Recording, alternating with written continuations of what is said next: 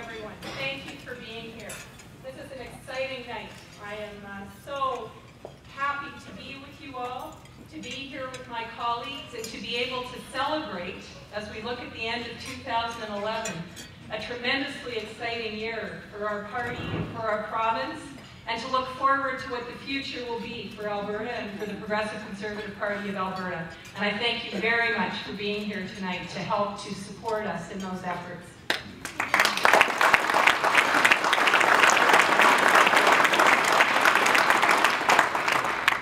I've come to Fort McMurray many times, and it is an honor for me to stand before you as leader of the Progressive Conservative Association of Alberta and as Premier of this province. And I must say truly that it still does surprise me because it's been less than 3 weeks. But I wanted to say something else. You know, I come to Fort McMurray quite often, as I said. It has a special place in my heart, and it's not because I have a family history here, but I have often come, and many of you who will have met me when I've come will know that one of the things I talk about was the first time that I came to Fort McMurray when I was 16 years old, which was 30 years ago. So that was 1981. And I came because I was the high school director of the PC Youth of Alberta. And I had a mission, and that was to organize a youth club in Fort McMurray. Jack Shields was the Member of Parliament, and I took the bus from Edmonton, and I stayed at the home of my friend Tanya Offring. And every time I come to Fort McMurray, I think I tell that story. And tonight, her parents are here. So I would like them to stand up.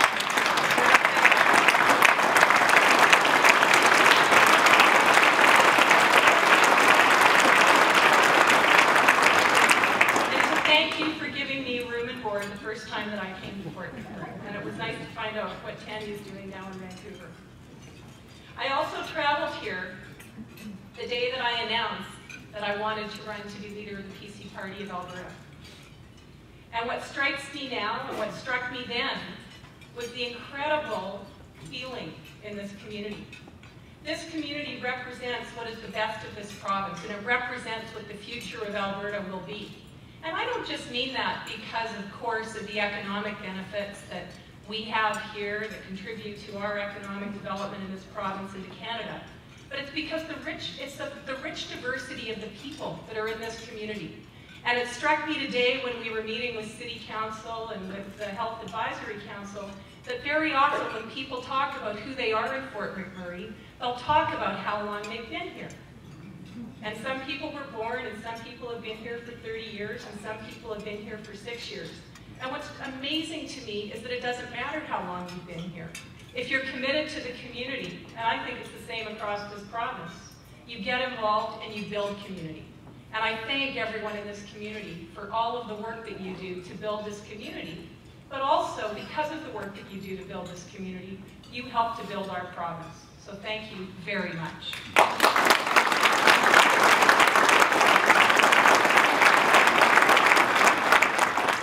And when I come here, I always go to the Import Connection on Franklin, which sells South African groceries, which is what I used to buy when I was in South Africa.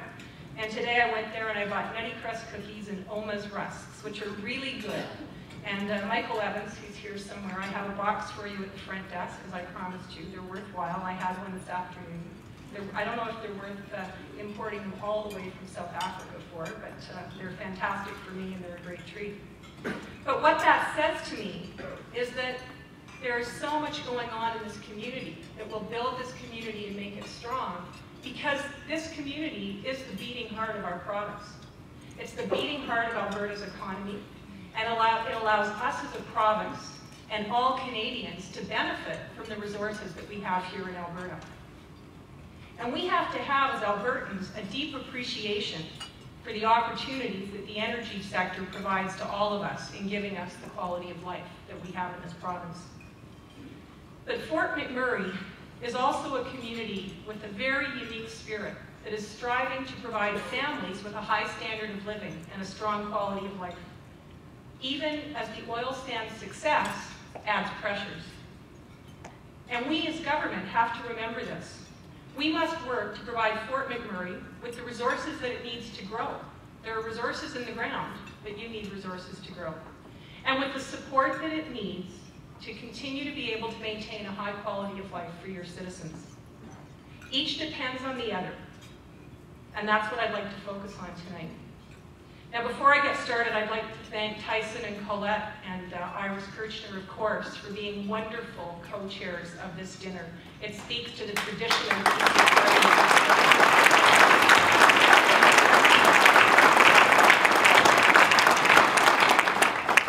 and we have a long, proud legacy in this city, and we're going to have it again pretty soon.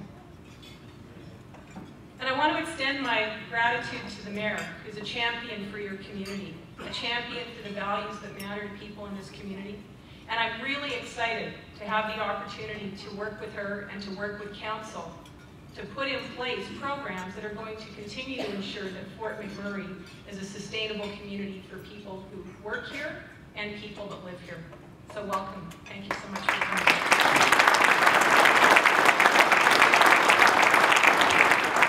And then I just want to take a moment and ask all of my caucus colleagues to stand. I know there's an awful lot here tonight. Some are from this region, some are from far south, Calgary. No, stand up, George. Everybody stand up.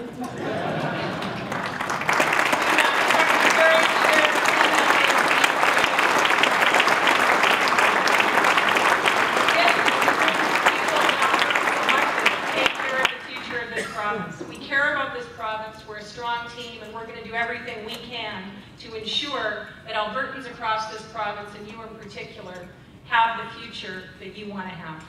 And I thank them all for being here tonight. Now, there's a number of ministers who traveled up here today for this dinner. There are also a number of ministers who've been working here just in the last week and a half, newly appointed ministers, who've been working as a team to deal with some of the issues that we know need to be dealt with. So Diana McQueen is here, Jeff Johnson, Fred Horn flew up on the plane with me today. We had a wonderful day in Slave Lake with Pearl Callahason. It's fantastic to be with MLAs that know their communities, know the issues, and are really ready to embrace the change that we can make. And I'll say that in the past 8 months, as I think about all of the places that we traveled this province as leadership candidates, and I know Doug Horner's in the room somewhere, what we learned is that Albertans are passionate about their communities, and they're passionate about the future.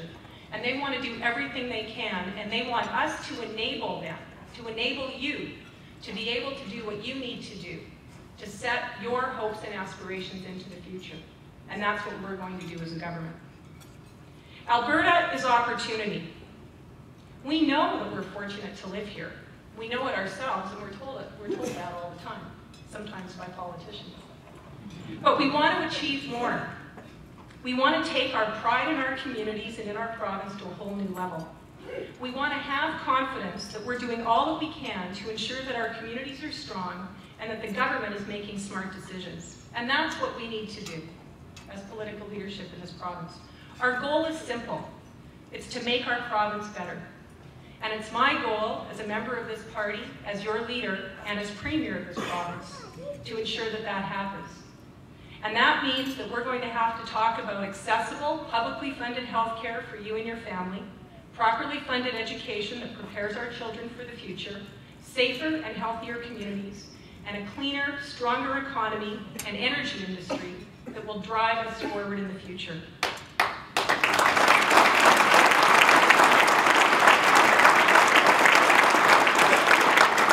This is a government that is committed to helping Alberta realize its full potential. Albertans will be proud knowing that we are the best place on the planet to live and to raise a family. And not just to raise a family, but to create so much economic opportunity that our children stay here to continue their lives. We'll walk tall in our communities with our heads held high, knowing that we're building a better Alberta and sharing our story with the world. And in the coming weeks, our government will be announcing a comprehensive initiative to develop a Northern Development Strategy, not just an economic development strategy, but a development strategy. It will be important for quality of life, and that's what we need to do as a government.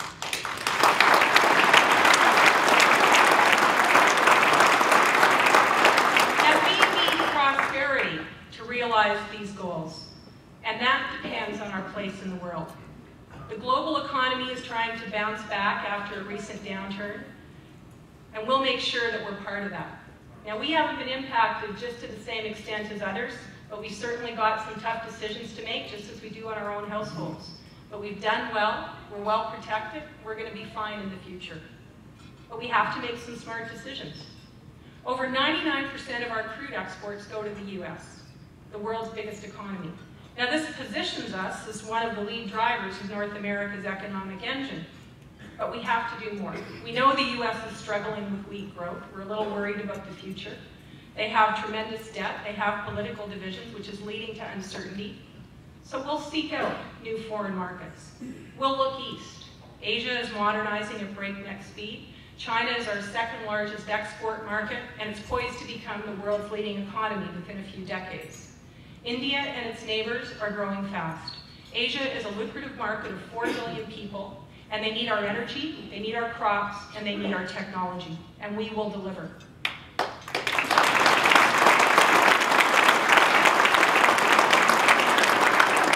the 21st century will have to know that new super economies will need those resources, and Wood Buffalo in so many ways is poised to take advantage of that. We all know that infrastructure will have to be developed and expanded to meet demand. And that's not just infrastructure in this community. This government does support, and will continue to support Enbridge's Northern Gateway project, which will ship oil west to Kitimat, where I was born. But it won't stay there. It'll have to go west, and we'll make sure that it does. And we'll continue to back TransCanada's Keystone Pipeline. It's the right thing for the province, and it's the right thing for economic development. And as we look to pipelines for now, to say that Fort McMurray is exciting is an understatement. We have $112 billion in projects announced for the oil sands, and daily production will almost triple by 2020. You have every reason to be proud of where you live. But you know better than anyone that there is a flip side to success, and that's what we need to be talking about. You live with the pressures and the benefits of the energy industry. You were the first to reap the rewards, but you're also the first to feel its impact.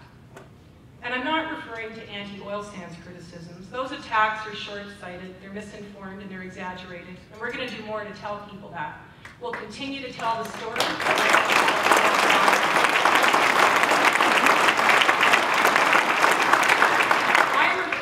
That this region is expanding faster than any other. It is unique in this province. You are left right now to manage immense growth and heavy demand for services. Your infrastructure is straining beneath a weight that would push bigger cities to the limit. And you do more than any other region to grow your economy. And we have to support you in a timely and effective way.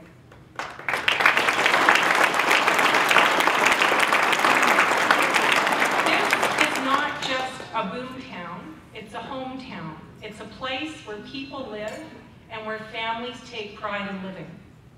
People settle here from all over the world, they put down roots. And we in this province are stronger because of that. We need to embrace that.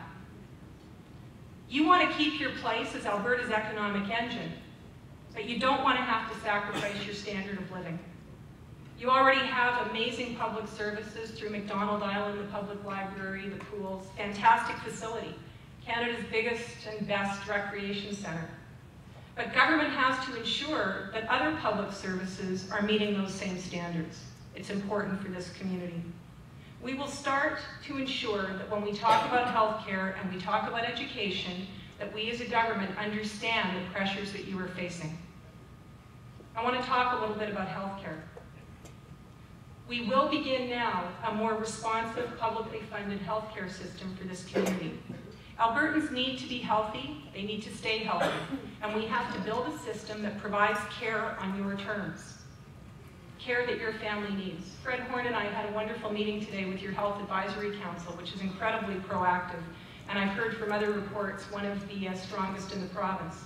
Partly because of the opportunities that you have to form partnerships with industry as well as with government and community leaders. But apart from all of those partnerships, government has a role to play. And we're pushing ahead with an investment in the Northern Lights Regional Health Centre renovation. Work is just about to start on a $2 million expansion to the intensive care unit that will add an extra bed, upgrade equipment, and put private bathrooms in every room, including a state-of-the-art negative pressure isolation room, which is very important for this region. Right after the ICU renovations are completed, work will start on $2.4 million worth of improvements to the emergency ward, and a larger treatment area being one of those facilities. It'll lead to shorter wait times and an improved ambulance bay, which is twice the size of the existing one. You will be able to get cutting-edge treatment in comfortable surroundings delivered in a hospital that's keeping pace with the growth in your community.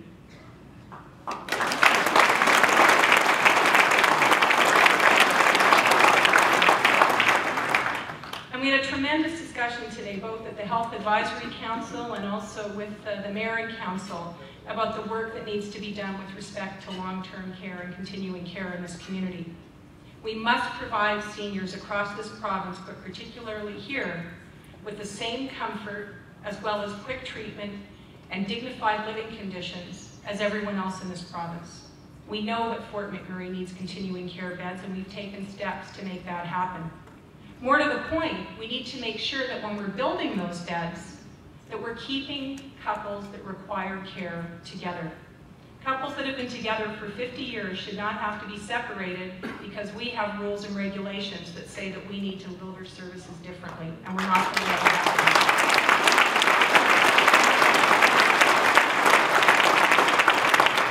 We know that our loved ones deserve to spend their golden years together, and they deserve to spend those years in an environment where their grandchildren can come to visit and they can live out their lives with respect. That's acceptable values in this province, to ensure that people have warm, comfortable places to stay, that they're secure, and that their family can be connected with them. Now, development is proceeding on a 100-bed facility at Willow Square. Our government is working closely, and I think we made some very good progress today in our discussions in updating community leaders about the work that's happening that we're having to do right now with the federal government to ensure that the land transfer is finalized, and we're very optimistic that we're not too far away from that. This will free up acute care beds, of course, we know that, and it will ensure that Fort McMurray seniors get the affordable accommodation that they deserve. Now, to serve this problem in the long term, not just in the context of this facility, government is also talking about a different approach to continuing care. We're going to ensure that developers, whether they be municipal corporations, not-for-profits, or private sector companies, have the flexibility to provide construction for long-term care facilities that will give Albertans choice in accommodation, not in healthcare. Healthcare will continue to be publicly funded, but we believe that we're going to be able to build more beds faster by taking this approach, and it's going to make an immediate difference to our seniors' quality of life, and that's what we have to do as government.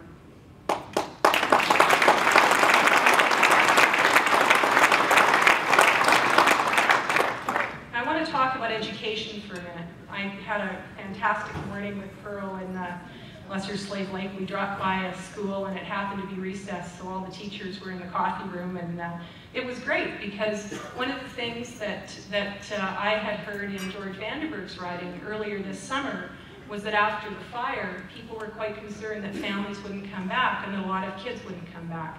And so at the school we were at today, which was the public 4 to 7 school, they said that 95% of the kids are back. There's difficulties. Halloween's a tough time, Christmas is a tough time. But the teachers are there, the kids are there, they're connected to their community, and they're getting the support that they need. And we have to know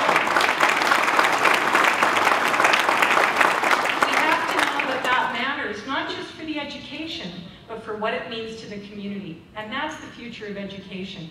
To know that when kids go back to school, that they're there to be supported by their teachers, maybe by social workers, maybe by healthcare professionals, to think about the future of education. And that's been an important part of what Inspiring Education was about, which Dave Hancock led. And it's an important part about what Thomas Lukasik is going to do in terms of building not just buildings, but programs and curriculum that's going to make a difference for our kids right across this province. And that's a fantastic thing. Now, we talk about schools in Fort McMurray. We know that at this point in time, there's more than $2.3 million going into the Northland School Division that are going to be able to provide better facilities, and we've seen some of those schools opened in the last couple of weeks, and that's good news.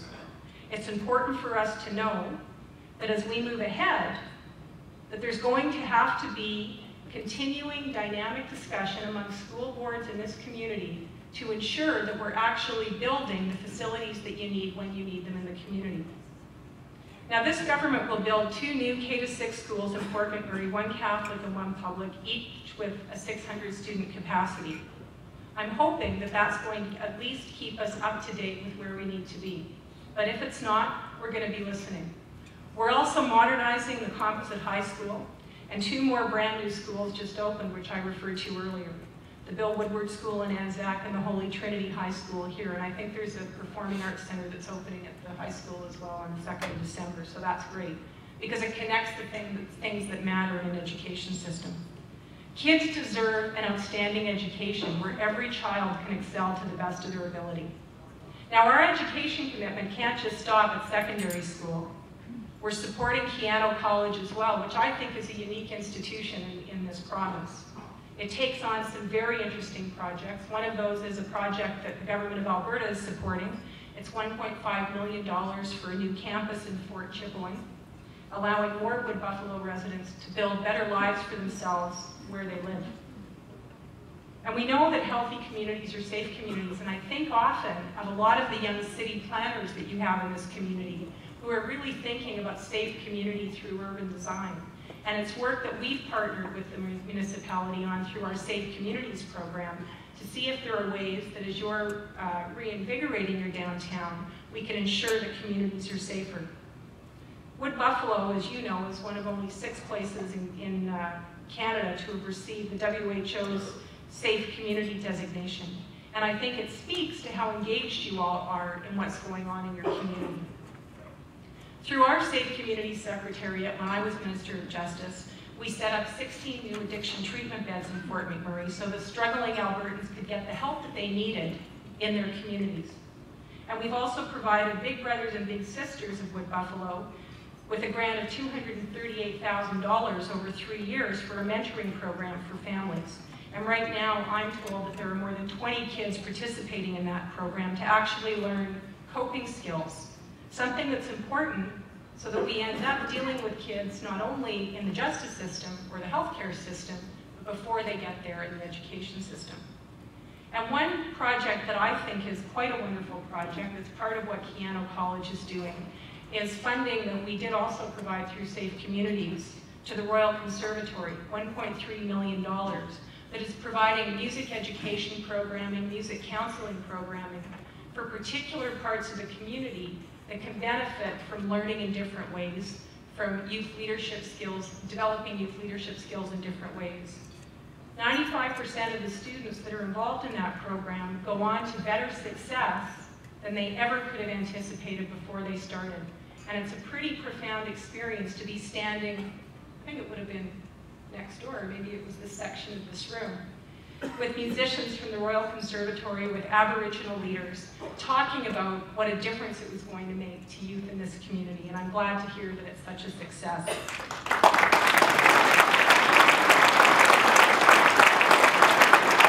Now, healthy communities also need infrastructure, and that's what we always talk about when we come to Fort McMurray. Infrastructure that meets your needs, infrastructure that's defined by you. You fuel our growth across this province, and we have to invest to ensure that we're helping you to do that more efficiently. The work on a comprehensive regional infrastructure plan for the oil sands is progressing to help plan development sustainability. And we've committed $241 million to grow and service new neighborhoods in Fort McMurray to alleviate the housing shortage. In 2011, the government gave Wood Buffalo over $471 million in municipal funding. We're upgrading Highway 63, and I grant you, not fast enough, but you need to know there's a group of ministers that know that, and we're going to work on that. And building, and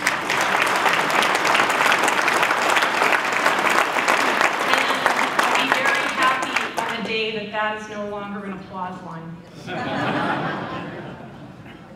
We're building the Northern Alberta Transportation Corridor so that whether you're transporting your kids or you're hauling heavy equipment, you'd be able to get where you're going quickly and safely. And yesterday, Minister Daniluk and Mayor Blake had the pleasure, I'm sure, of being together and officially opening the Athabasca River Bridge on Highway 63, which is a pretty fantastic project to look at. It's the first big step toward freeing Fort McMurray from congestion and a visible symbol of our commitment to your unique needs.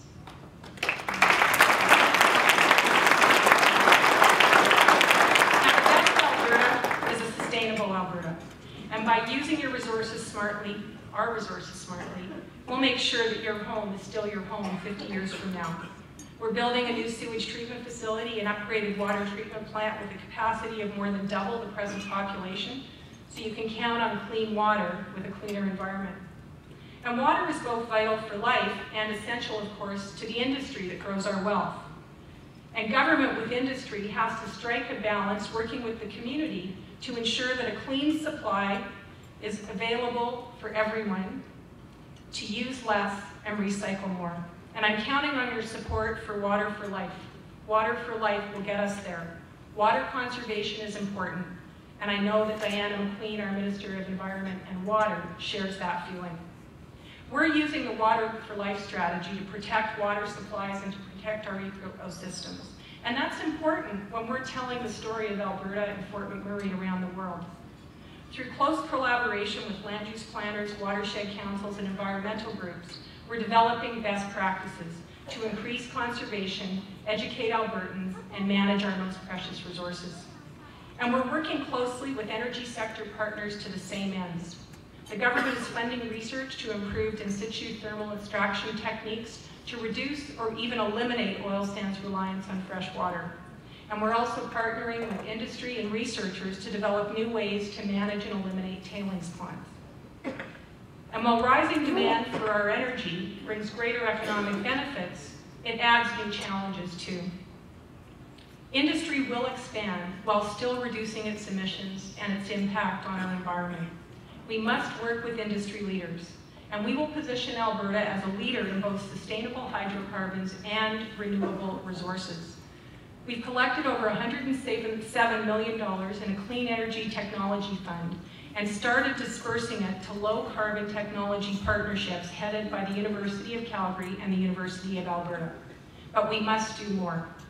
This government will diversify future investments away exclusively from carbon capture to include natural gas-fueled electricity cogen, making more efficient use of our existing resources and giving energy firms more options to reduce their footprints, economic options. The twin needs of keeping Alberta beautiful and industry strong are not mutually exclusive. By investing in emerging technologies, we will do both. Alberta is opportunity. Nowhere is that more true than here. And I can't think of any other community where there is so much energy and drive. You are a visible symbol to a province and to a people of the courage to build and create, and to be able to imagine the future. It's a place where families can come from around the world to build a great community and to create opportunity. Your work is what keeps this province going. And our government must create the conditions for Fort McMurray and for Alberta to succeed. We will balance budgets, and we will search for savings. And we will grow the sustainability and the heritage funds, because parents don't leave their children with debt. Above all, we will invest in you, spending wisely on public services and infrastructure to meet your growing needs. We will invest in our kids so that we can continue to grow our knowledge-based economy and give them a future in this province. And we will do everything possible to help and not hinder families, because family is our most important value. Now, I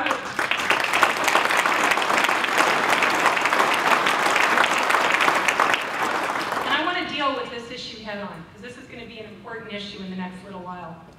Everything I've said tonight is not about wide-eyed spending promises. This represents a thoughtful approach to our future that will lead to economic benefit and will allow us to continue to grow. It's about the health of our communities today and in the future. We know that as we move ahead, that we need to keep expanding our economy. We need to be hopeful.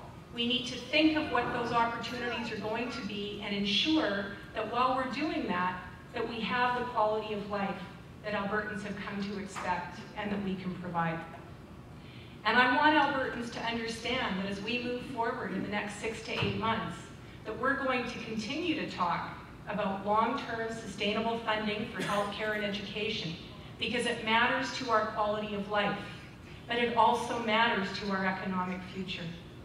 We are going to, at some point in the not too distant future, go to the polls. And when we do that, as I've said right along with all of my colleagues, we will earn every vote that we get. And we will earn it because we are going to demonstrate that the plan that we have put forward, not just what we've done in the past, is a plan for the future of this province that Albertans can be proud and hopeful and excited about. And I thank you for being here tonight, because you are Albertans, and I believe that many of you are progressive conservatives. And we come from a great tradition, but we are going toward a future that we cannot even imagine yet.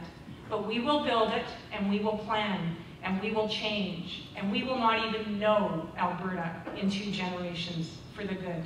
Thank you.